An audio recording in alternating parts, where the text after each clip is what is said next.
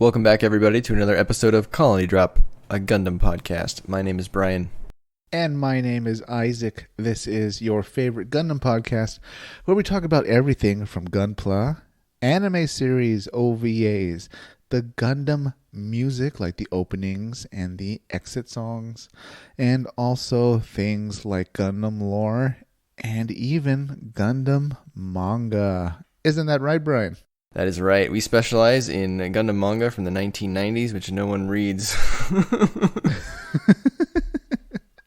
They're classics. What can I tell you? I mean, you have to be specialized, and a true fan to appreciate them.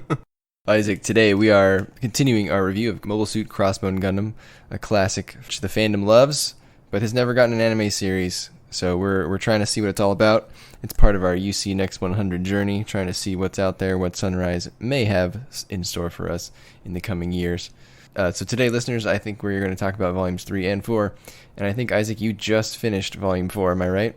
That's right. And I got to say, last time I was a little lukewarm on wanting to see this as a series. But now that I'm done with Volumes 3 and 4, I'm all aboard seeing this done as a full animated series. Break this up into separate movies, make it a whole 50-episode series. Whatever you do, just get it done. Because, man, this story is just... It's really well written, isn't it, Brian? It's heating up, man. It's heating up. Yeah. I mean, there's a few tropes in there, but I think overall it's very well done. It's very well put together. You can tell that it was planned out. Took some unexpected twists this time, so I'm excited to get into it. Excited to see what you think. Launch us off, Brian. Kick us off with the synopsis where we left off last time, right? All right. So, listeners, if you want the background info, you can go listen to the Part 1 review. We're just going to jump right into the review and recap today. Last time, Isaac, at the end of Volume 2, the Crossbone Vanguard had just rammed their mothership, the Mother Vanguard, into Crux Dogatie's headquarters on Io, a moon of Jupiter, and they had basically just rammed it into his front door, into his house, and just wrecked his face. And he wasn't super perturbed by this. Instead, he said, I believe, let them come. And then the volume just kind of ended. So that's right where we pick up here. One of the first things we see, Isaac, is Bernadette, our favorite chibi stowaway, running through the IO facility, the IO base. And she's getting past security, Isaac. She's by herself. Last time we saw her, she had stolen a truck. She had stowed away again or had gone somewhere. So she's back, and she's on Io, and she's flashing her necklace like a little security badge, and they're letting her through. So, Isaac, your princess theory is coming true. I can feel it already at this point. I could see that trope coming a mile away. The moment I saw jewelry and like a young girl, I was like, of course she's a princess. Of course. A princess never leaves home without her royal jewelry. Right, without a piece of jewelry that'll instantly identify you to, like, the enemy guards. Well, it worked, because she got in. We don't particularly know why she's going to get in, but she got in. We don't waste much time here, Isaac, because the Crossbone Vanguard, they're climbing down. They're going down level by level, clearing that thing out. Blitzing in with infantry, storming the castle. Leaving no prisoners either, because we get a shot of him in his... I'm going to call it his throne room, I think, even though doesn't it call it like his quarters or his office or something?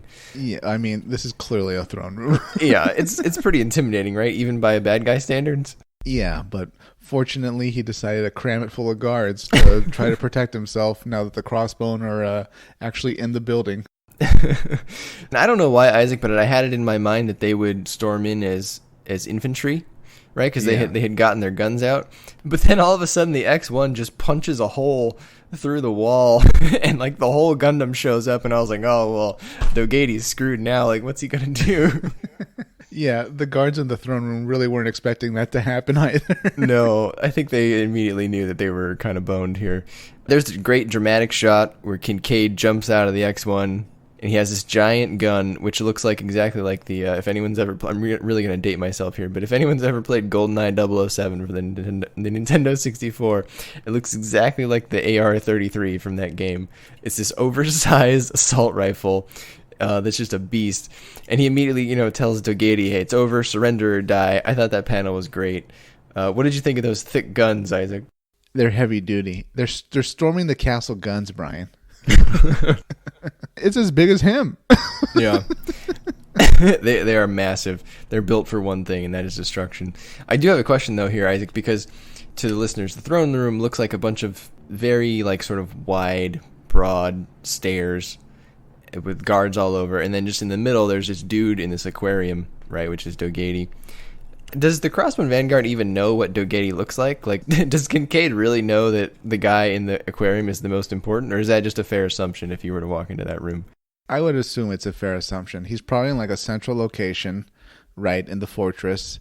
They probably were encountering more and more guards as they were getting towards there. And I guess whatever scan or analysis of the building they did before they had the Gundam attack that specific room, they probably made their best guess and say, he's probably here. Yeah, yeah. One of my favorite parts of this scene was that Tobia started asking all of our questions, Isaac. He was like, Why is this guy in a tank? What is that liquid? Is it water? Is he even a human? They really had like no idea. Oh, this is their first time meeting him. So it came as much of a shock to them as it did when we were reading and we first saw Crux Dogatie and we had no idea why there were fish in the tank and why he's blowing bubbles. So Dogatie laughs. And Kincade just blows him away, just starts firing. And because Kincade starts firing, the other Crossbone people that came in there with him, they start firing too. In my head, I'm thinking, wow, I mean, there's not going to be anything left of this guy, Isaac. They unloaded 100 bullets minimum on this dude in an aquarium. I don't know, what did you think at that moment? I was thinking, it can't be ending like this. Because right. We had so many more volumes. I was thinking, he's going to like, I don't know, a hologram. It's going to be revealed to be a hologram or something was going to happen. And I was somewhat in the ballpark, right, Brian? You were right, because as the smoke is clearing and Dogatie's, what you would expect to be Dogatie's corpse, it turns out to be alive. And in place of a flesh and blood corpse, you have this sort of android skeleton with the skin blown off, like you see in the Terminator movies, when maybe Arnold takes a bad hit to the face. That's kind of like what we get here. And the Terminator Dogatie jumps at Kincade and he's about to kill him, but then Zabine, of all people, helps Kincade and knocks the head off of our Terminator Dogatie here. He was a robot the whole time? Right, so that's what's going through your mind, right? Like, was this dude a robot the entire time? Has he always been a robot? Is this just a fake? Is the real guy somewhere else? So we get an answer here. We still hear Crux's voice, though. He starts talking again from somewhere behind the tank. So our heroes walk through, and inside, behind his little aquarium, is this enormous device, this contraption. How would you describe this contraption, Isaac? Imagine like 6 giant test tubes that look like they're filled with like brain matter, and they're surrounding the central column that looks like a kind of your typical giant sci-fi supercomputer. We reached very Metroid Mega Man levels of like boss revelation. We did. Crux immediately begins to tell us that he's been using this device to transfer his personality into 9 bio-unit, copies of himself. And right. I'm assuming what we just saw was a bio-unit. A mandroid. A mandroid, wow. Isaac, I got major Emperor Palpatine vibes from this. Yeah, especially now, right? Where it's like, oh, that wasn't even my real body, or I'm gonna survive a death. Right, but even before Rise of Skywalker, I mean, Emperor Palpatine had done that in the Legacy novels, right? Right. Yeah, he was very good at cloning himself and then cloning himself again and again. Do you remember when those books were written? I'm thinking Crossbone here is in like the mid to late 90s. It was 94 to 97, I think, if I recall. Yeah. Is that around the same time as those Palpatine books?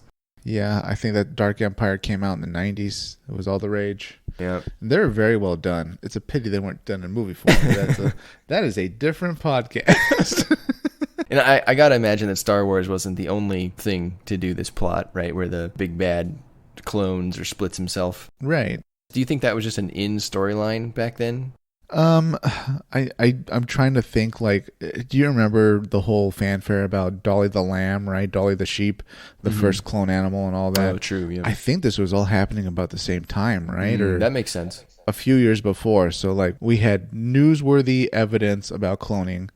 So I guess it was only normal that would translate over and appear in fiction. That makes perfect sense, actually. Yeah. Because I was thinking as I was reading this, I was like, this is something we just saw in Rise of Skywalker, and we've seen in a few other things too.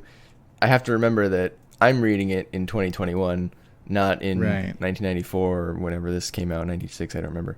So it definitely would have felt probably a little fresher had you read it back when it came out. But the one thing I noticed, Isaac, maybe this is a question to the listeners if Isaac doesn't know, but so Crux Dogatie, his first name is Crux. He just split himself into 9, 10 copies. There's a thing in Harry Potter called Horcruxes that Voldemort uses. Is Horcrux a common term, or is J.K. Rowling just a Gundam fan? I don't know. I'm going to say she's a Gundam fan. You think so? I don't know. It's very similar. Xeon's green, Slytherin's green. I rest my case. I'm just saying. I tried searching Horcrux. I didn't see a whole lot of talk about it outside of Harry Potter, so I thought maybe it is an original term that she made up. It's a very interesting coincidence. Anything's possible. So Crux reveals that only one of the now 10 Cruxes is the real original Crux Dogatie. And in addition to that, he reveals that the Crossbone Vanguard's too late because the Jupiter fleet has already left. They're already on their way to Earth. And by the way, I'm gonna blow up the base in 5 minutes. So, wow, he really took the wind out of our hero's sails here, Isaac. It's very final boss, right? He makes the base reactor go critical. Yeah, this is the escape mission at the end of, your sci-fi video game. Right, exactly. Was there only a timer because he actually hadn't quite escaped yet? Like, why not just blow up the base right away? I think when the character is an officer, maybe it's Seabook, or, Kincade. One of them mentions the only way to blow up a base this size, they'd have to just make their reactor go critical. Yeah. So I would assume there's a certain time period where the reactor needs to actually, build up energy or cause itself problems before it can actually detonate. Okay, that's fair. I can get on board with that. They're heating up the oven, Brian. They're preheating the oven, all right? You can't just make it go to 350. You have to wait a little bit, and then it's 350. I mean, Berah would know that, being a baker and all. So, Crux pulls kind of the ultimate card here. I mean, he's blowing up the base. He doesn't care about the thousands of his own troops that are stationed here. Kincade immediately starts trying to find a way to deactivate this self-destruct.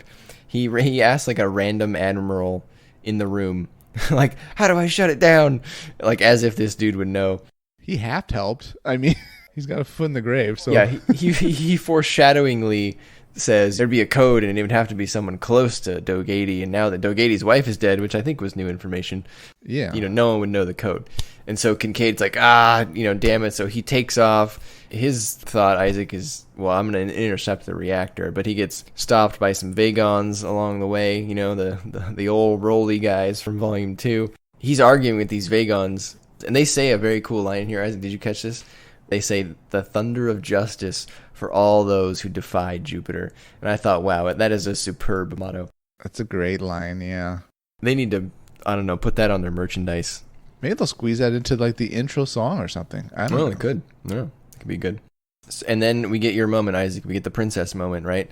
The reveal. Kincade went down that shaft to go get the reactor, but Tobia stayed to try to stop the timer. And I don't know why they were all like, Tobia, you can figure it out. Like, this poor student, he's like 15 trying to stop this nuclear countdown timer. Yeah. But someone walks up and puts a code in, Isaac. Who was it? This individual is wearing a Jupiter Empire spacesuit, if I'm correct. And when she walks into the room, the Crossbone troops in there assume they're going to fight because a bunch of Jupiter troops walk in with guns, but they just take like they're standing at attention positions. She walks right up to the area where the Crossbone troops are and reveals herself to be Bernadette. Yes. She reveals her real name to be Teneth Dogatie, the daughter of Crux Dogatie. And she says, you know what, I put this code in because my father lied to me. He told me that the people of Earth and the space pirates are barbaric, but I've seen them and I've seen no such thing. So she's no longer on her father's side, and the dying bio unit of Dogatie calls her, to Teneth, so you know that she's telling the truth here. Yeah, what's left of that head. Yeah. So there's your princess moment, Isaac. You saw it coming. Space princess confirmed, listeners. A huge ship then launches from the Jupiter colony, loaded with something called death, which I presume is the gas. Is this all the gas reserves, Isaac? Well, it's not going to Earth to make peace and hound out teddy bears. So, yeah, I would assume the gas is still on there, unless Karis found some other way to transport it. Who knows? This kind of leaves the Crossbone Vanguard in a bit of a bad spot, right? Their ship is busted. The Jupiter Empire is already left without them. The plot kind of rushes forward a little bit here. I wasn't really clear exactly how they got to where they got next, but the story just kind of says Bernadette, being Jupiter Princess, convinced all the people that Crux just tried to blow up to help them resupply the ship, and Berah launches the Mother Vanguard, which apparently now works again, out in pursuit of Dogatie onward to Earth. Did you feel like that part was a little rushed?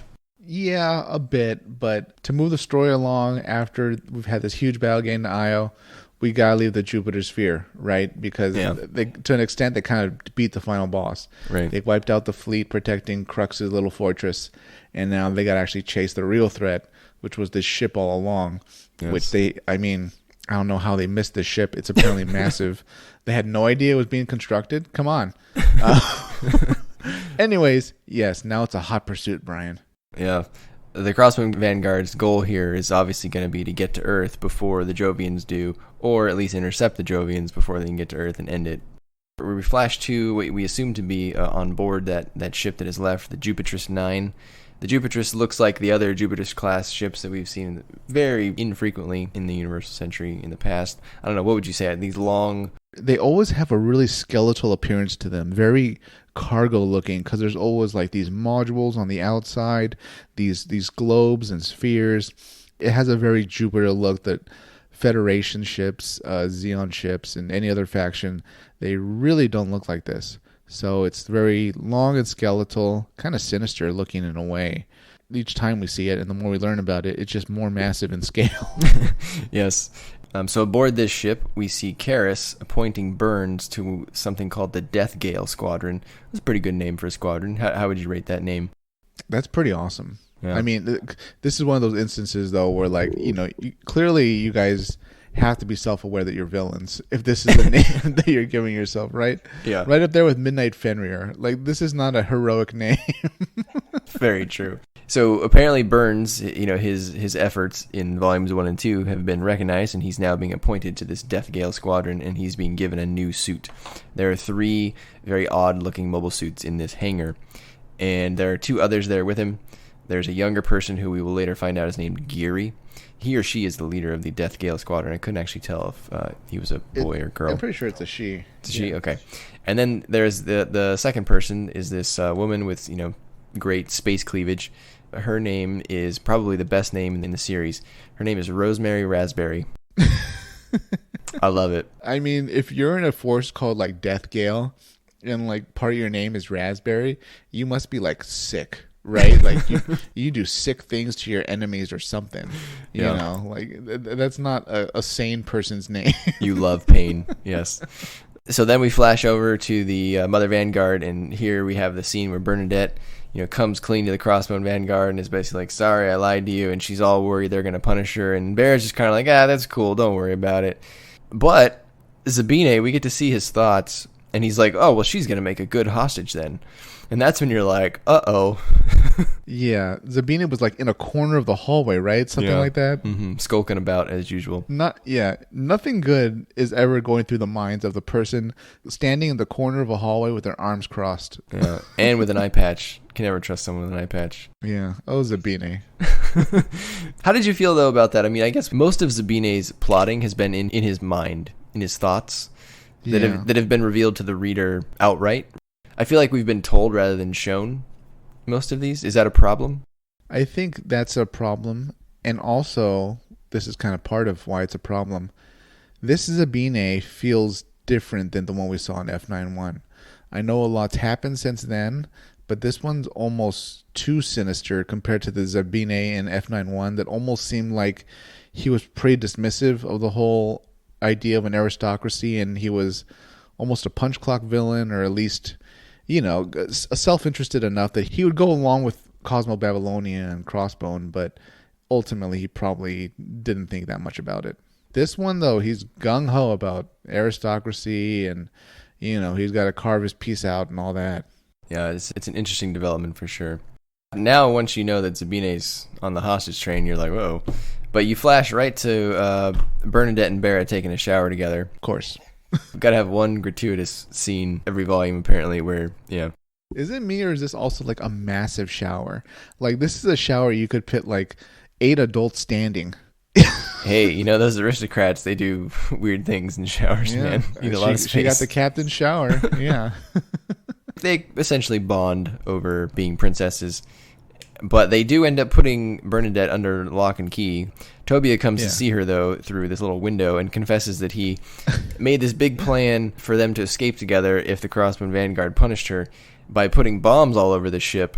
And now he's bummed because he has to take them all down, and it's going to take a while. Which, this is played off as a joke, but it's actually going to come back pretty seriously later on, Isaac. Yeah, I suppose so. Also, is it me, Brian, or does every starship, whether we're in Star Wars or Star Trek, they always have these ventilation systems or maintenance tunnels that are small enough to crawl through? You know what? F91 outright stole the Imperial March. Yeah, you got me there. Yeah. I gotta think that they're just thinking, look, Star Wars is a successful franchise. Let's steal what we can, and ventilation shafts are everywhere. If you're a veteran in the military and it's okay, you won't ruin your clearance or anything like that, comment below if in submarines and aircraft carriers and stuff, there's actually are maintenance tunnels that you have to crawl through to access a computer's wiring or something like that. I don't think these exist. Wouldn't you want something where you stand to maintenance? I mean, space is probably at a premium, so maybe... You got me there. Okay. Yeah. But then we get a shot outside the ship, Isaac, where the crew is still trying to fix the sail. They also reveal that, hey, we are 10 days behind the Jupiter Empire when Crux Dogatie left. And the only way they can catch them is if they fix this sail to enable the Minovsky drive, which apparently allows them to travel very quickly. Fortunately, though, a lot of the survivors of the base, I guess, when it became clear that they were going to be sacrificed, they kind of agree to help repair the ship. Yeah. So we get some early cooperation between Jupiter and Crossbone survivors. It wouldn't take much to convert me if my leader just tried to blow me up and then left. Especially since Crossbone gave them medical supplies, right? So as soon as you're patched up to thank them, you're going to help repair their ship. Yeah, true. So Kincade, he's one of the people out there trying to help on the ship, and he actually starts worrying that, hey, even if we catch the Jupiters, we might actually lose that battle. But that's not actually what he's worried about. He's actually worried about discontent on the ship. And his worry comes true very quickly because we flash over to our mechanic friend, who I think his name is Uman. Yeah. Chief Mechanic, that's a new type, and apparently knows all about it. And he's been tasked with watching Zabine to make sure that he's not up to something. But Zabine clearly knows that he's being watched, and he knocks this dude out. Well, no, Zabine was smart because he continued walking, and then he just had one of his little goons knock the guy out. You're right. With the 1 2x4 that's on the ship. Yeah, so poor Uman goes down, and Zabine just starts leading a mutiny right away. That was the start of the mutiny. Yeah. Rapidly, him and his forces have taken Bernadette, and he has also taken over the bridge. And Isaac, he's got a lot of people helping him. So I guess from that, we are supposed to assume that at least a significant portion of the current Crossbone Vanguard employee base is composed of some of his own aristocratic forces that he brought with him when he joined with Berah. Yeah. Either these are new people that got converted over to his ideas or his sway because there's going to be something in it for them. Or, they were OG from Cosmo Babylonia and they won the Civil War there, came on the ship, and they have a general loyalty to Zabine. And then he sprouts off his bad guy idea, right? So what is that idea, and how do you rate his bad guy idea, in your bad guy mind? It's a pretty bad idea. In a shocking twist, Zabine wants an aristocracy, and he thinks working with Jupiter will bring that about. Clearly, he isn't aware of how brutal they are and closed off, so I don't think they'd view him as an equal, which he later finds out is true. So, the idea of kind of turning over the ship is a really poor idea. He did kind of articulate, though, yes, Jupiter is clearly a hierarchical society that's more or less an aristocracy. I mean, they have a princess. Right. Crux might be called president, but for all effects, he's a king, an emperor. So it's essentially an aristocracy, more or less.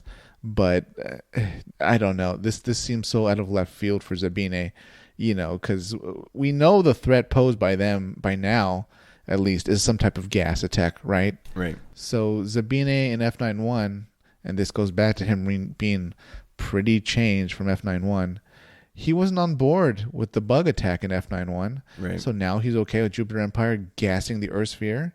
Even for the purpose of building an aristocracy, it's a little out of left field. Right. I think he's trying to have his cake and eat it too a little bit in some cases. Yeah. He's rushing. He does say that there are some differences between what he wants and what the Jupiter Empire does, but he thinks that if he can get into leadership, that he can change those differences over time.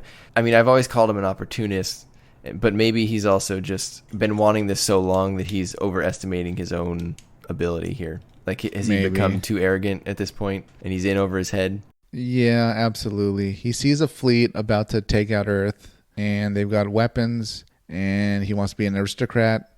He probably thinks that this is his time, because playing second fiddle to, Kincade and Berah probably isn't going to get him his own throne. Yeah. I mean, I guess it makes sense in terms of, is there a better opportunity to mutiny other than now? Probably not. I just don't know if it's going to work out for him. You know what? If Dorell was alive and in this story and he was doing this stuff, it would be perfect, right? Mm-hmm. That would have made perfect sense. We'd be like, of course this guy was kind of playing low-key and trying to, restart the aristocracy and all that. Right. But Zabine, it feels a little bit out of left field. Got but you know what? We're going to go with it. He'd been through a lot. Now he's power-hungry and greedy. This is what's happening. So here we go. Zabine the traitor.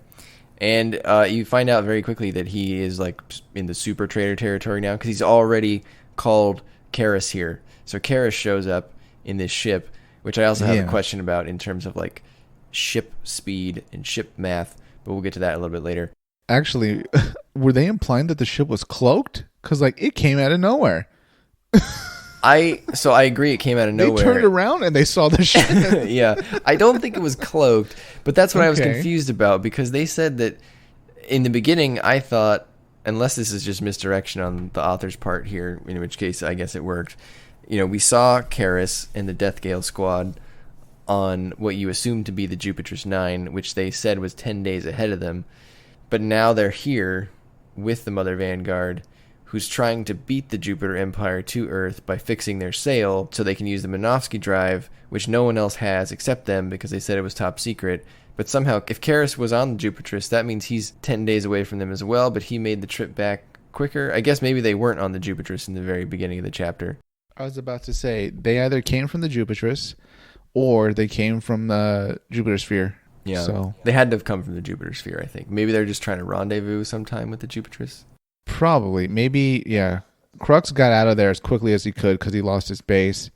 And then the Jibia, I don't know, probably gave instructions, hey, follow us. And by the way, we got this thing going on with a spy, more or less, a traitor on the Crossbone Vanguard. Work it out. Take the Jibia and work it out and then catch up with us. Yeah. So now it's looking real terrible for our Crossbone Vanguard pals because not only has Zabine betrayed them, but now Karis and his Death Gale squadron have shown up in a brand new ship. Zabine starts negotiating with Karis, and Karis wants him to turn over Bernadette first, and he agrees that, I will prosecute all pilots except you, and we will agree that Berah will be safe. And Berah's like, why do you want me alive? Like, how does that make sense? And he's like, well, I want you to be the aristocratic queen. And she says, but I don't like aristocracy. I gave that up 10 years ago. Like, what? Yeah. Why, you're still hanging on to this? This is exactly what happened. Like, we've already been down this road.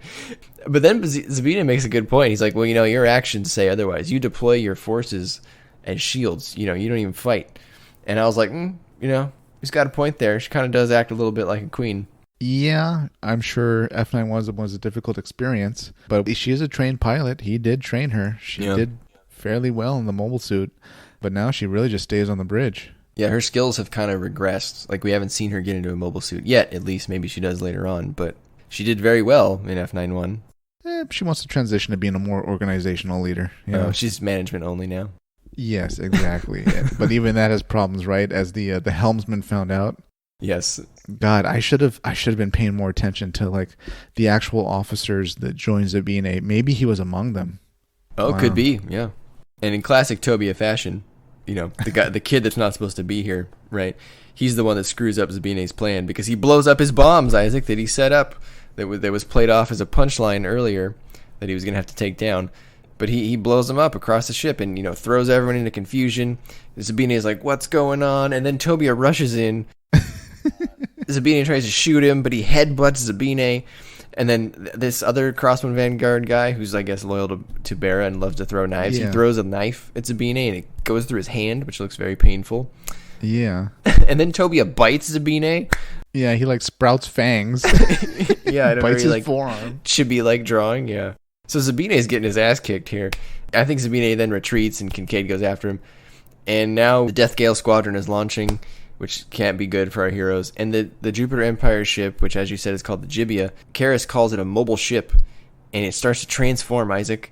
And last time, when we were talking about Volumes 1 and 2, you said some of these designs belong in Outlaw Star. And you know what? This ship turns into a grappler ship from Outlaw Star. And I was reading this, and I was like, well, now we're really Outlaw Starring here. Exactly, yeah. It has a pincer on the rear side of the ship, and it opens up and attaches to the what's the name of the Crossbone Vanguard? Mother Vanguard. Mother Vanguard, of course. So now they're latched on, Brian. They're not going anywhere. It's not looking good for the Mother Vanguard. I mean, they don't have a working sail. They've only got really one Gundam left because Zabine's leaving. And they've got 3 of these Death Gale Squadron suits launching, and they just got tackled by this ship. Oh, and then Karis says, I'm going out too. And don't use the gas until Bernadette's safe. So now they might get gas too, Isaac. This is an unwinnable situation here. Someone's going to have to pull it out of their ass.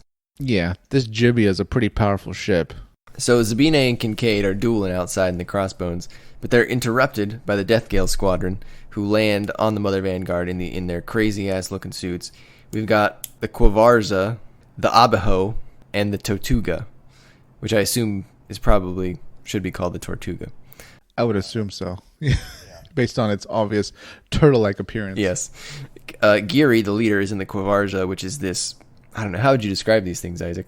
Oh, boy. It's a mobile suit with extremely long, snake-like arms. Yeah, and it's got this really big head spike, and it has a whip with a saw at the end. That's not kind. And Rosemary Raspberry in the Abajo, that one kind of looks like an oversized Jupiter Empire spacesuit to me. Yeah, it's very small, thin. I think it has one rapid-fire gun on one arm. But it is a teeny tiny, skinny, petite mobile suit. And then Burns, of course, is in the Tortuga, which is just this massive turtle-looking... It doesn't even look like a mobile suit to me. It looks like a Zord from Power Rangers.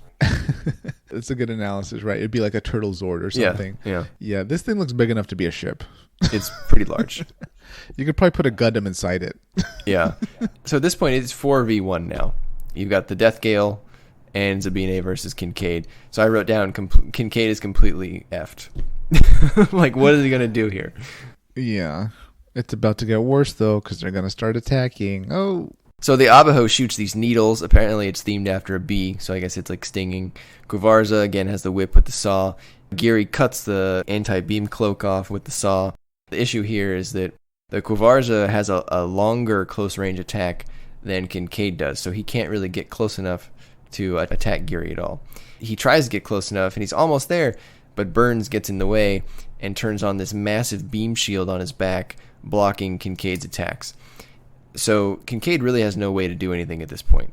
Some Zondos come out to help. Kincade's like, that's a terrible idea. Don't come over here. And one Zondo is very brave and goes up and stabs the Tortuga, but a sticky goo comes out of the hole where he stabbed him and glues the Zondo to the Tortuga and basically, leaves him a sitting duck, and he just gets smashed and killed by Burns. What'd you think of the sticky stuff? It's kind of brilliant, I guess, in a way, right? It's very Jupiter Empire, right? You're going to have to attack the hostage if you want to get to the Tortuga. Exactly. And Geary at this point reveals that, hey, these 3 suits that you're fighting right now were designed specifically to combat the Crossbone Vanguard. And as she says that, she cuts off both of the X-1's arms. Wow. Now Kincade has no arms and can't attack, and they are all charging him. So he's basically surviving on his Vulcans, evasive maneuvers, and weird weapons like his foot knives. And he's trying to break their formation. I don't know, Isaac. I was like, this is bad. It's not going well. No, it's not. We're dealing with the first anti-Gundam squad. Zabine ends up having to retreat. Karis asks him to retreat, with the X2. Zabine can't really fight that well because his hand is still hurt from that knife that went through it. I think he's having trouble pushing the controller. Tobia, being Tobia, charges in with his axe face Pez Batala and tries to stab the Tortuga, but not even the axe face of the Pez Batala can go through the Tortuga's beam shield. And so Kincade and Tobia, fly away a little bit to regroup, and Kincade's like, "Hey, Tobia, how many of those traps did you put on this ship? What can we do here? We gotta figure out a way to get out of this." Kincade's starting to figure out that each one of the Death Gale squad is better than the Crossbone in one way, but not other ways. So he needs to figure out a way to attack their weaknesses. What follows, Isaac, is probably one of the better examples of why Kincade is such a great pilot. Would you agree with that? Yeah, he's going to have to outthink these guys. Since they're working as a group, there's only one of him. Fortunately, they aren't that aware, to my knowledge, that there's been some explosives placed around the Mother Vanguard. And he puts his plan in action, Brian, to take them down and surprise them. I thought this next sequence was pretty good. I really commend the author. It's pretty complicated to do this in a comic format. Right. Without motion to convey what's happening here. And I thought he did pretty well. This is a pretty complicated sequence here. Kincade tells Tobia to get ready with the explosives and his thruster antics. And basically he realizes that the Abajo is really fast, but its attacks can't actually fatally damage the Crossbone. So when the Abajo attacks, he just takes it. And now Rosemary's like confused because she's like, well, this dude didn't do anything. He just didn't care about my attack. So she has to get out of the way. And when she gets out of the way, that surprises Geary because Geary was behind her. And now Kincade's leading with his knife foot, and she's about to get stabbed.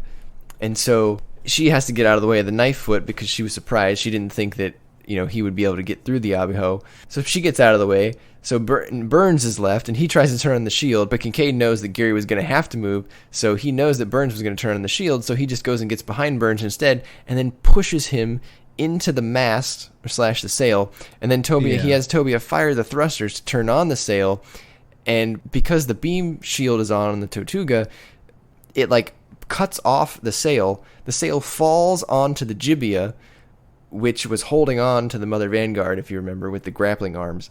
And because the beam sail turned on, the beam sail is now cutting into the Gibia, just causing massive damage to basically everybody, everywhere.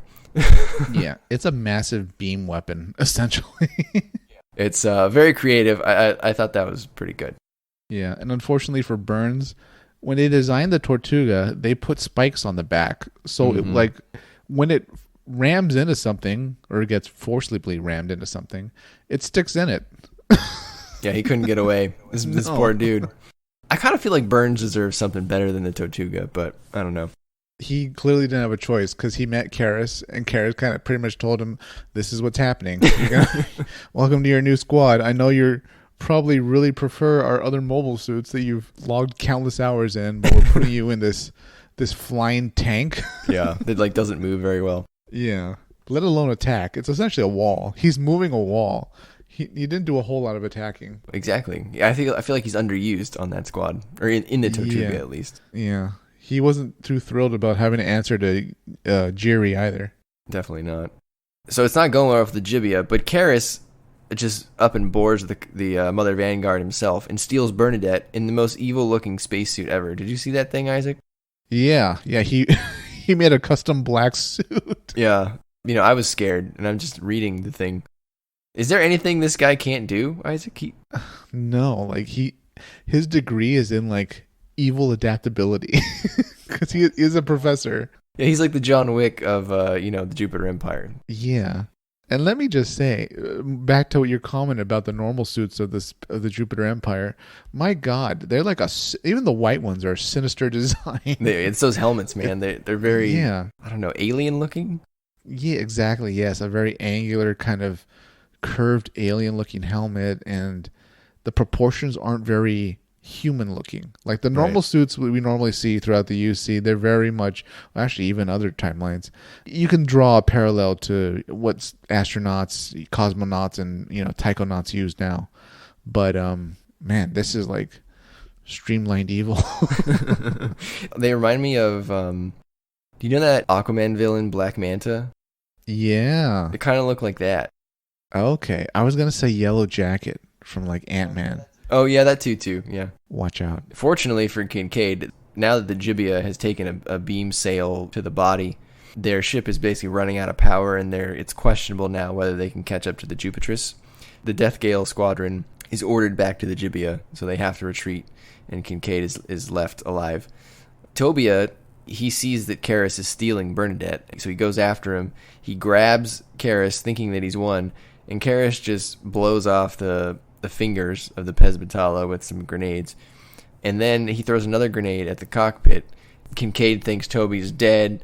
Tobia opens the cockpit door, and he gets shot by Karis, Isaac, like through the heart, basically. Were you shocked to see Tobia get shot? Pretty much. I mean, I thought they were going to do the classic, hero gets shot in the shoulder, hero gets shot in the arm, but this goes straight into his chest. Yeah, it's not nice. So Karis said something interesting here. So we've been seeing a lot of Karis now in this chapter. Right after he shoots Toby, he says, "Your professor is not the enemy," and then maybe he shoots him.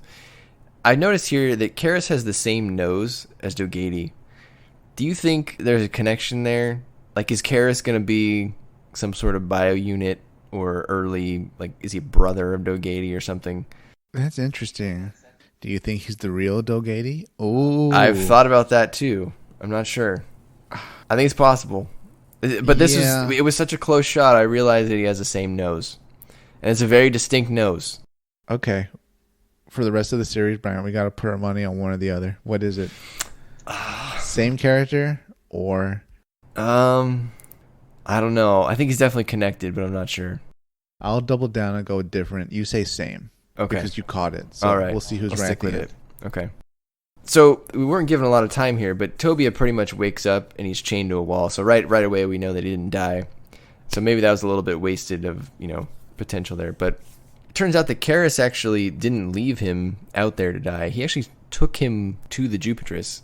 Here Karis reveals that Tobia is going to be executed tomorrow. In the classic, let's not kill the good guy right when we have the chance. We'll kill him at some later time. Karis presents Bernadette to Crux in a new aquarium. Bernadette's acting a little feisty here. She refuses to talk to him. I believe she calls him a mechanical puppet and demands to see her real father. But then in a weird scene, very creepy, 4 more Cruxes come out and they all say they are the real thing. And how would you even know to pick the real one? I was like, number one, this poor girl, because I imagine she had some relationship with her father in the past, and it was probably healthy, right? Or at least closer to healthy than what's happening now. Correct. But it also seems so weird that he would have all of them in the same spot. I thought that was very much a shortcoming, a potential problem for him. If each of these little clones are essentially 3 seconds away from being lowered into view, all in the same room. Yeah, I wonder if they're all in that room. I suppose they all have to be on the Jupitrus at least. Yeah, he booked it. Or I guess if he was smart, he would have left one back on Jupiter. I don't know. I think it's implied by now that they're all with the ship. Yeah, well, I agree. We're in the end game, yeah. She asks him to stop the invasion of Earth, that's going to happen at this point. He then tells her, "Do you really think that's actually what I'm doing?" He says, "I don't even really want to invade Earth. We don't need their air, their water. None of our air and water comes from Earth now. So to control mankind, the Earth isn't necessary." So to me, it sounds like he's just going there to kill everyone on it, Isaac. I don't even think he wants Earth anymore. Yeah, I'm still confused at his overall goals. We have so many questions, Brian. Why is he underwater? Why is he saying he doesn't need Earth, but they're sending poison Earth? If everything's fine on Jupiter, why even worry about Earth or be involved in all this if you're fine without it? And then more to the point, Burns is clearly operating under the idea that they're going to Earth because of how good Earth has it. Oh, absolutely. Yeah. He's said that multiple times. I assume other officers and members of the military and the society are all buying that same propaganda. So what is the whole point of this massive ship going to Earth? Yeah, that's a good point. I don't know. Maybe I need to reread that section, but I think I agree with you. No, I think you picked everything up. It's just we haven't been revealed Crux's whole vision and plot. I feel like Crux's vision coming true doesn't really benefit anyone. No, it might not even benefit him. Yeah, I guess I'm not sure why he's doing it then, but I guess we'll find out when they get there. We reach levels of insanity not yet seen in Gundam villains. True. Maybe Rao. Rao was pretty out there by the end of it. Well, he went a little nuts, but Crux is a lot of nuts. We flash to Zabine getting whipped by Giri or Jiri. So clearly Zabine's plan of like them letting him into leadership, it's not really working out. If you knew what we did about the Jupiter Empire, this would be very expected. Yeah. So he's sticking to his guns, though. He keeps saying about he wants to start an aristocracy. He generally wants to work with the Jupiter Empire and all that. But I think Gary says, well, we have to keep beating him because like we couldn't trust him otherwise. Even if he is telling the truth, we have to be convinced. Rosemary tells Burns here that Gary received some new type training. So are we to assume that Gary is a cyber new type? Probably, or if they're not doing the whole cyber thing in the Jupiter Empire, she's at least been given like what that Crossbone mechanic said, where you're either put in a situation or some type of event happens where you get new typed. I mean, she's kind of out there, so cyber would kind of fit. She's a little wacky like Unigus. Yeah. I mean, Gune was like pretty sane compared to some of the cyber new types too, so. I guess so, but I don't know. He's bit off a lot more than he could chew. Poor Gune. Turns out Tobia has to fight in this Colosseum, Isaac, which they've built this whole Colosseum thing into the Jupitress, which is pretty amazing. Also seems like a weird use of resources. But it's a weird scene here, right? Karis actually wants him to win so that he can become his student again. It's a little strange. Yeah, Karis, I guess he thinks if he wins, he'll be able to convert him over to the Jupiter Empire side. But I don't know if Karis knew who he would be fighting in the Colosseum, or what he would be fighting, I should say, because clearly everybody, including Dogatie, because Dogatie's there, should have assumed this would go one way very quickly. Yeah, his opponent rises from the floor, and it's the X2. It's not like a person. It's going to be Tobia himself versus a mobile suit. Not any mobile suit, a Gundam. And at that point, I was like, oh, this is bad. It's worse than bad. It's piloted by Gary, one of the Death Gale squadron members, or the leader of the Death Gale squad. Oh, I think it's piloted by Rosemary. Oh, Rosemary, sorry. Well, Rosemary Raspberry. Oh, yeah. She's going to squeeze him like a raspberry. Oh, before this in the Colosseum, back at the torture scene with Zabine, Burns is in the room, and he is clearly not on Team Torture. Oh, that's right. This is great character development for Burns, showing that he's maybe the most so far the only human member of the Jupiter Empire. Like, he generally isn't down with torture or needless slaughter or anything like that. So I'm really hoping that this shows that we're inching towards Burns becoming one of the good guys and fully joining our good team. Yeah, I mean, I think he's just not really in love with his team. I don't think he's really going to like Zabine. And I think once he realizes that Dogatie just wants to kill everyone on Earth, I don't see a lot of reason for him to stick around. Yeah, he's kind of, I don't know, doing it for his son's memory at this point. Right. Brian, what did you think of our first human versus Gundam Colosseum battle in, I think, any Gundam lore or any Gundam content? Well, I think Tobia really got it done. He beat all the odds. If you were betting on Tobia, you became a billionaire. Yeah. If you questioned him being a new type before, oh man, only a new type could pull off this impressive victory against a Gundam being just on foot. Rosemary pins him like under the hand, which is pretty par for the course. I mean, what are you going to do, right? And Tobia ends up shooting between the fingers of the X2 to trigger a decoy balloon, which we haven't even seen in this show up until now. And then he rides on the balloon and jumps onto the X2's head and blows up the balloon so that it covers the head and the camera. So Rosemary, because she can't see, she then opens the cockpit like an idiot, and Tobia ambushes her and steals the X2 from her. Before she opens the cockpit, though, Karis stands up in the audience and says, "You idiot, don't open the cockpit." Again, we should always listen to Karis. If people have learned nothing in this series. Yeah. I mean, I assume the Jupiter Empire thought this would be a very quick and easy execution, right? Because they had like nobody communicating with Raspberry. Yeah. But this is another similarity with Star Wars. Now you've got the Colosseum scene where small guy fights big guy and small guy wins. Yeah, it was very much fight the Rancor in Return of the Jedi, except the Rancor was horribly embarrassed and then hijacked. So now with the X2 in his possession, Tobia grabs Bernadette, and then he sends the X2 like out of the Jupiter's 9. The Jupiter Empire crew like scrambles to go catch it, but they get all nervous because there's not enough time. Why were they like upset about it or something? Do you remember He this? took the princess, right? Oh, because they thought the princess. Okay, that makes sense. Yeah, the princess he picked up the princess and put her in the cockpit. Crux, he took his little tube down and escaped. Yeah. I don't know what Karras did. Karras probably booked it since there's not a lot he could do in the Coliseum. So yeah, everyone's scrambling. They technically can't shoot at the Gundam because the princess is inside. They sent after their ugly little Ogu ball versions, the Jupiter versions of those, but they still didn't even open fire. So I mean, I don't know. I'm trying to think of what the equivalent is. They're limited on what they can do to stop this mobile suit in their main ship. That's right.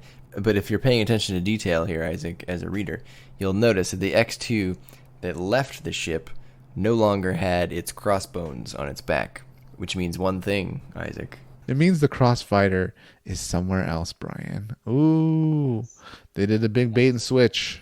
That Tobia, always a smart kid. It was a feint, so he sent the suit out, but he exited the suit in the Crossfighter. Him and Bernadette are preparing to escape in this fighter. Burns is skeptical. He suspects that perhaps Tobia did not just go out in the X2.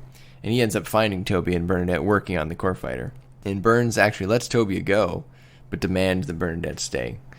And Bernadette actually wants to stay. She says, like a fool, that she's going to stay to try to convince her father. Tobia blasts off and says, I'll see you on Earth.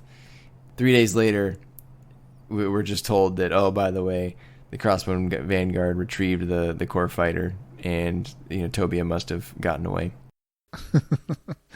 The benefits of being a new type. Yeah, it's all in all a very successful trip for Tobia. Yeah, he escaped, and they got back the the Crossfighter. Bernadette's gonna stay on with the Jupitress, and gosh, she seems really limited in what she can do. But whatever, if she thinks this is best, maybe it'll pay off. So Tobia gets back to the Crossbone Vanguard. He tells Berah what happened. She goes on a little bit of a rant saying that space noids have become used to their surroundings. I don't think I really understood what was happening at this point. They were debriefing him, and she was kind of thinking, well, maybe Crux is thinking, yeah, humanity is clearly doing well in space. We don't really need Earth anymore to an extent. So what could the ultimate goal of this plot be? She was kind of thinking out loud to an extent, trying to put herself in Dogatie's mind, I think. It didn't really help, though, because we're no closer to understanding his plot. Yeah, that's true. And so at this point, I think the Crossbone Vanguard has given up on fixing the sail. So they know that they have at least 2.5 months to get to Earth from where they are now. So the Jupiter Empire is, with certainty, going to beat them there, which is bad, right? It doesn't give them an opportunity to talk first. So this dude's going to show up to Earth, representing the Jupiter Empire, and basically screw it all up for them before they get there. And we see that immediately, because when we flash to them reaching Earth, they've basically already lost a bit, because Crux, not only did he get there first, but he's introduced himself already as an ambassador of the Jupiter sphere, Isaac, as a very dignified individual. Yes, he's got this big smile on. He's shaking hands, kissing babies, doing his little photo op. They probably put him on like Time magazine or something, right? Oh, yeah. He's playing the political game here. He's all smiles in front of the camera. Berah gets a call. Who's the call from, Isaac? Just a family member. The call is from another member of the Rona family. It's a character we haven't seen before. A character that's, according to Berah, she's in charge of a separate branch of the family that still holds on to the idea of forming an aristocracy, but at the same time, they don't necessarily seem too focused on seizing a bunch of territory, definitely not by using force. And the way this character presents herself, what her name is, Sherry, right? Yeah, Sherindon. I guess Berah calls her Sherry, which is pretty funny. Nickname Sherry. Her subordinates address her as Princess Sherry. She's definitely going for the civilian vibe because she wears a very formal dress. She's not in a military uniform like Berah used to wear in F91. She's very much presenting herself as a civilian aristocrat with crossbone troops loyal to her. And she has an identical ship to the Mother Vanguard, Brian. She does. The Eos Nix. Is that how you would say that? The Eos? Eos? Yeah, I'm not sure what that translates to in Latin or Greek, though. Something night? I don't know. Yeah. Eternal night? Who knows? Probably. Yeah, the Eos Nix. We'll go with that. But apparently it's unarmed because it's being used as a messenger ship for the Butch Concern, Isaac. This is the first shout-out to the Butch Concern that we've gotten. Which, for our listeners, the Urona family that we first learned about in F91, that's not their original name. Their original name was Butch. And the Butch Concern was a corporation they owned. They focused on specialized in salvage operations. That's how they made their money. And they eventually purchased the aristocratic name Rona and used that as their claim to be aristocrats and kick off everything in F91. The Butch Concern used their private training academy and mobile suit forces to form the Crossbone Vanguard in F91. And then Tobia has a conversation with the mechanic guy about how aristocracy makes no sense because the elite provide no evidence about why they are elite. And I thought that was a great point of view from a young outsider who has nothing to lose in this situation. He did make some good points, but I think the mechanic kind of shut him down a bit too, right? And so did Berah. Yeah, they were like, it's not how the world works, kid. Yeah, they're like, yeah, sure, a long time ago, someone just kind of made themselves an aristocrat. But on this ship, at least, be wiser about expressing your thoughts, because someone on this ship that's loyal to the old ideals of Cosmo Babylonia, or at least remembers fighting during F91, might not take too kindly to those words. It's becoming clear that Sherry has a thing for Tobia. She senses his new type potential. She wants to collect Tobia. It sounds like she's a collector of talented people, as she says.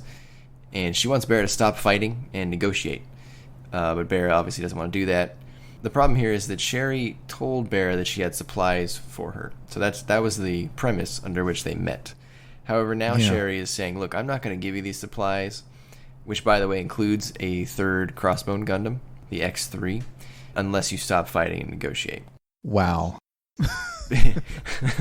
Because she basically believes that if you keep fighting, even if you defeat the Jupiter Empire, another force will show up one day, not so long after. The real key to peace is, a future led by new types. And so I need people like Tobia to lead the future without fighting. God, Sherry is such an interesting character and such an interesting antagonist, right? She had like this princess kind of angelic looking appearance, but this whole time she's talking to Berah, she's kind of keeping her eyes closed and staying very poised and arrogant. She's a very cerebral villain to face off against. And it's interesting that you chose the word villain, because she's going to do the exact same thing that Zabine just did to them. And who does she call, Isaac? She calls the federal forces a huge fleet. Yeah, they don't just show up with one ship. They've got a whole bunch. And they've brought multiple Gundam F91s with them. Yeah, and also balls, for whatever reason. They just got a lot of those laying around. I don't know. They brought the C team. They were like, well, what do we have in reserve in the area that can back up the Eos Nix? Some fleet with balls. Sure, send them out. Berah, to her credit, realizes that this is not a winnable situation, right? I mean, they had to fight Karis' ship because he was going to attack them. They don't have to fight the Federation, right? They're severely outnumbered. The Federation's probably not going to fire on them unless they fire on the Federation. And she knows they have no chance of winning, so she tells the crew, thanks for all your help, but escape on your own when they can so you aren't punished for being pirates. And then she kind of has this breakdown. She goes and hugs Kincade. And it's not looking good for the Crossbone Vanguard. And not only that, but Tobia is now locked in to the Eos Nix with Sherry. He's got nowhere to go. He's not even on the Mother Vanguard anywhere. And I think I see at least 3 F91s. And Kincade's looking at him, and he's in his mind, he's going through, like, can I win this battle? Like we talked about last week, Isaac, the Crossbones, they don't have VSBRs, even though they're based on the F91 to some degree, right? They're the F97. So they have no bits, no VSBRs. They're very close combat oriented. So Kincade's looking at these F91s out there flying around. He's saying, well, look, they have VSBRs. We don't have any of that. And those are still a very powerful weapon even today. It feels like we're reaching a point in mobile suit technology where, like, weapons are pretty good, and they're going to be good for a while. Like, the VSBR is 10 years old, and it's still a force to be reckoned with here. Yeah, I wonder how much of that is that there hasn't really been an answer to it, right? True. Like, they didn't develop new shields to it, and I don't think they said the beam cloaks won't make you invulnerable to it either. So you Right, still yeah. try to avoid getting hit. Yeah. So I'm not sure what they can invent in future content that can kind of rock, paper, scissors the variable speed beam rifle. But maybe they'll invent something. We'll see. Yeah. So then things go from bad to worse, Isaac, because the X2 shows up out of nowhere and takes out a Federation capital ship with a few shots. We went from suck to blow. Immediately, the Federation looks at this, sees that a Crossbone Gundam just took out their ship, and immediately blames the Crossbone Vanguard. And I guess that makes sense from the Federation perspective, right? This is a pretty genius tactic by Zabine and Crux. Now the Crossbone Vanguard, they're going to get attacked by the Federation from all angles. So Kincade and the Zondos head out. I mean, there's nothing else for them to do, right? Yeah, at this point, it's time to start fighting. You know, the Federation is going to attack you because they assume you're responsible. You got to fight this whole fleet. Now we're going to get a juicy fight scene here, Isaac, in terms of like your fandom, right? You want to see different Gundams fight each other. Well, now we're going to see the Crossbones or the F-97 fight an F-91. I was pretty excited to read these chapters. Yeah, I wasn't expecting the F-91 to do great, though, just because the fact that Crossbone's newer. Yeah, that's true. So Kincade engages his first F-91, and he cuts through its beam shield with the Zanber. He then cuts another F-91's arm off, but then he gets shot in the back, Isaac, by a darker F-91. Oh, no. Custom color scheme. You know me, I like my custom color scheme ace pilots, right? That's right. It's just manga, right? So it's black and white. You can tell that it's a darker color, but you don't actually know what color it is. Turns out that it's actually like a darker purple, like a hazy dark purple, Isaac. It's kind of like the old Titans color, but more purple rather than blue. Okay. All right. I'll buy it. Yeah, it's a pretty good color scheme for the F-91, I think. I'm pretty sure the guy's name is going to end up being Captain Harrison, although I don't think we learn his name in this volume. No. So he shoots Kincade in the back. He flies by and he says, hey, you're pretty good for a pirate, and that, I'm going to be your opponent.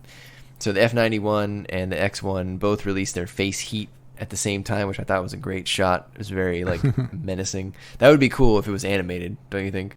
Yeah. Anything with the F9s, we always have to see the whole flash heat silhouette thing that happens.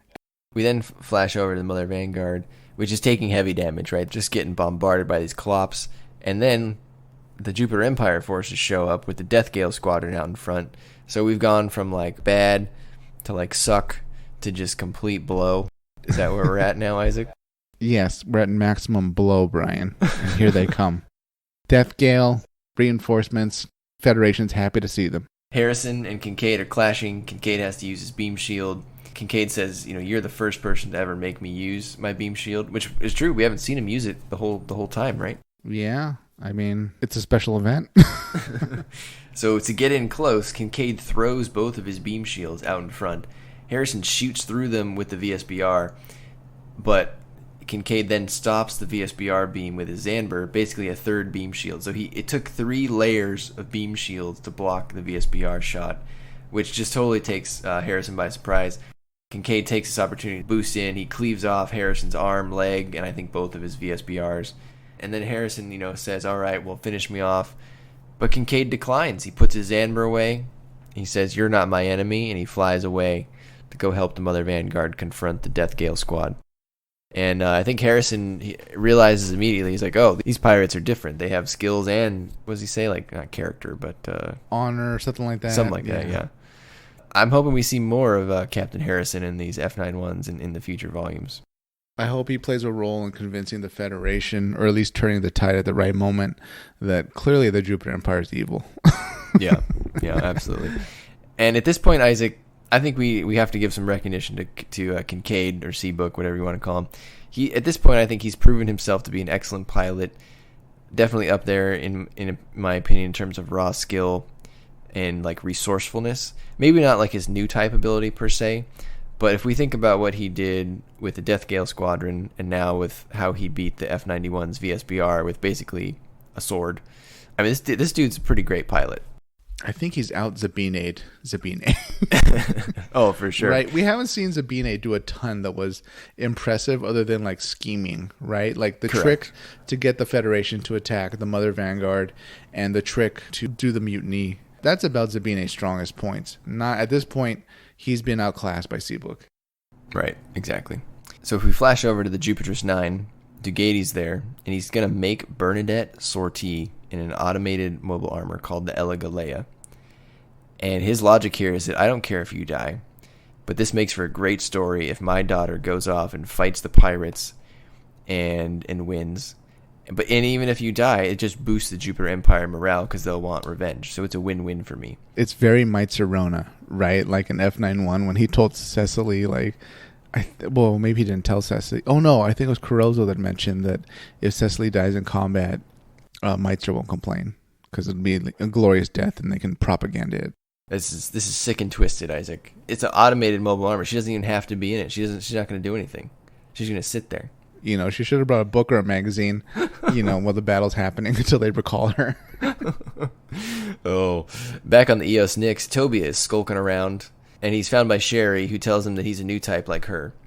And she knows that he won't make it back to the Mother Vanguard before it's destroyed because she's a new type. And instead, she would like him to think about the future instead of wasting his life in this battle with people that want to just solve things by fighting. Tobia doesn't like this notion of leaving others behind, and so he says something like, being human is enough. And then he punches her in the face, Isaac. This girl in her elaborate dress, as you said, just punches her right in the face. She had it coming, Brian. She was going off about new types and how there's not enough of them and how old types are kind of cursed to not communicate and keep fighting and how this just needs to happen. They need to take down the Crossbone Vanguard. And he wasn't having any of that, Brian. He said absolutely not, and he made a fist. Wham, right in the kisser. And then he does something very extreme, Isaac. He steals one of her guard's knives and cuts his own arm, and then he goes and drips his blood in her hands. He doesn't really say anything, though, when he's doing it. He just kind of walks away, and she says, it's fine, let him go. Is this his way of saying the blood of the people who die here today is on your hands because you're not going to help? Yeah, it's his way of just visually showing her, I think, that, you're clearly involved and responsible for all this happening, too. The whole reason we're fighting is pretty much because you lied about the purpose of meeting, then you didn't tell us that the Federation was coming, and then we assumed that you told the Jupiter Empire we would be here, so now they're here fighting. So... Yeah, you screwed everyone, lady. Yeah, the blood is completely on your hand. As much as what she did was wrong, it was also pretty brilliant, right? Yeah, for her goal, it was brilliant. Everyone's going to die because of it, but sure. At this point, Sherry's up there with Dogatie as far as, strategy and the whole level to outthink your enemies. And so Tobia leaves, and he steals the Crossbone X3, which is now, I assume, going to be his unit for the rest of the show. And this poor dude has been piloting that crappy Pez Batal this whole time. So it's about time that he got a better unit, Isaac. Yeah, good. It's been long deserved, right? Yeah. The X3 has a different color scheme than the other two. The X1 is kind of like mainly white with black accents. The X2 is all black. The X3 is white with blue accents, so it looks more like a normal protagonist Gundam, Isaac, with the blue and the red and the white. Just in time for the showdown. Yeah. It's a clearer sign of who the real protagonist is coming to be in this series. So that's kind of where we leave off in Volume 4. Tobia has escaped the Eos Nyx. He's blown a hole in it with the X3. He's going to go help Kincade, presumably fight the Death Gale Squadron, and I guess pretty much everyone else in the Federation that's on the battlefield. Didn't get a huge look at the X3. It was on the last 2 pages, but I assume we're going to be seeing a lot more of that in the last 2 volumes here. I hope it has anti-Jupiter Empire weapons, because they've been working on it. Yeah, that's right. The mechanic said during those 2.5 months that they would build some weapons to help against the Death Gale Squadron, but we haven't seen them yet. I guess that's because this was such an ambush. Yeah, maybe he rushed it out. But in any case, he was talking about how, weapons will start from ideas, and yeah, we don't have a ton of resources on the ship to build stuff, but we got to do what we can because this is a war. We're going to see in volumes 5 and 6 exactly what it's capable of. So overall, what do you think of volumes 3 and 4, Isaac? We definitely got a lot of answers that we wanted from volumes 1 and 2. I don't think we have all the answers yet, and the action definitely ratcheted up. So what do you think overall about them, and what are you hoping for out of 5 and 6 here? Overall, I describe these as great writing, and the plot thickened. We got the introduction of another Rona. We got some great development with Zabine and the whole coup. We learn more about the Jupiter Empire. The setting has moved along, and we're finally at Earth, where things are probably about to get even more heinous, and we're going to learn more about Crux Dogatie's mysterious plot. It's been a lot of really good developments, I think. I really enjoyed this turn of events, and it really made me wish I was watching a series. I think one thing about this series that's been really good is the pacing, right? So when you started this series, you expected to see Zabine, betrayal. You expected to see something massive to come of Dogatie's plot. You expected to see Tobia come into his own. And I think we've accomplished all that in a relatively short amount of time. So it's not waiting too long to make its plays to you as the reader. I think I think those developments have come along at a very nice pace to kind of keep you invested and paying off for reading this far. I was super interested once I realized that we were going to move into the Earth sphere. I thought that was a good dynamic, a good story decision. Yeah, and they're keeping me guessing because I haven't read ahead to know what exactly happens. But now the whole plot is not they're actually not going to destroy the Earth sphere, or they're not going to use the gas or whatever. They're not going to conquer it for the oxygen and the resources. So what the heck are they doing? And now we got this new faction of the old Rona family. What is Sherry going to do?